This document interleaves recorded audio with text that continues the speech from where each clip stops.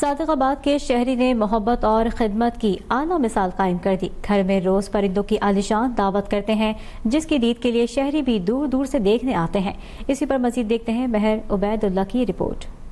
Screen پر نظر آنے والے مناظر کسی چڑیا گھر یا جنگل کے نہیں، بلکہ یہ ہے انجینئر محمد یوسف کا گھر، جہاں سینکڑوں پرندوں کے لیے دعوت عام کا اہتمام ہوتا ہے، جس میں نایاب ہوتے ہرے طوطے، مینا، کوئل اور دیگر پرندے مکئی، باجرے اور دیگر اقسام کے کھانوں کا لطف اٹھاتے ہیں، جبکہ محمد یوسف اس پر خاصے خوش دکھائی دیتے ہیں۔ ایک ایسا یونیک لان ہے جہاں بہت سے جنگلی پرندے روزانہ آتے ہیں۔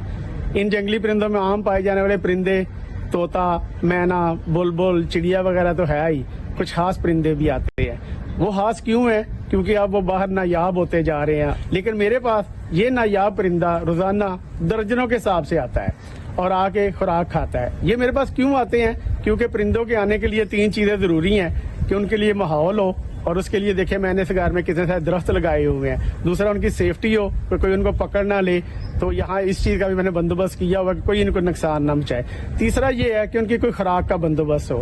تو یہ ساری چیزیں جب اویلیبل ہے تو پرندے بڑے شوق سے روزانہ آتے ہیں، اور سینکڑوں کے حساب سے پرندے میرے گھر آتے ہیں، اور سردیوں کے دنوں میں یہ تعداد کبھی 1000 میں بھی پہنچ جاتی ہے جو روزانہ آ کے میرے گھر سے خوراک کھاتے ہیں۔ صرف محمد یوسف ہی نہیں، ان کے اہل خانہ اور شہری بھی اس منفرد خدمت پر پرمسرت دکھائی دیتے ہیں، اور اللہ کی بے زبان مخلوق سے اپنی محبت کو پروان چڑھا رہے ہیں۔ میں بھی یہاں پرندوں کے نظاروں سے لطف اندوز ہونے کے لیے آیا تھا، کیونکہ میں نے سنا تھا کہ یہاں پہ درجنوں کے حساب سے نایاب پرندے آتے ہیں، اسپیشلی طوطے، کیونکہ طوطے مجھے خود بھی بہت پسند ہے۔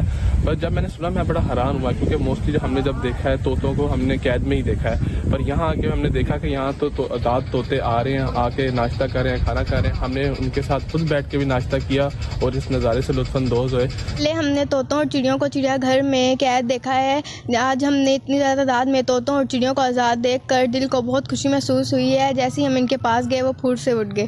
محمد یوسف نے گرمیوں میں نہانے کے لیے فوارے، سردیوں سے بچاؤ کے لیے شیڈز اور بریڈنگ کے لیے جدید گھونسلوں کا بھی انتظام کر رکھا ہے، جس سے ان پرندوں کی تعداد میں روز اضافہ ہو رہا ہے، جو خدمت کی اعلیٰ مثال ہے۔ کیمرہ ٹیم کے ساتھ مہر عبید اللہ، اب تک نیوز، صادقآباد۔ ابھی سبسکرائب کریں تاکہ کوئی خبر رہ نہ جائے۔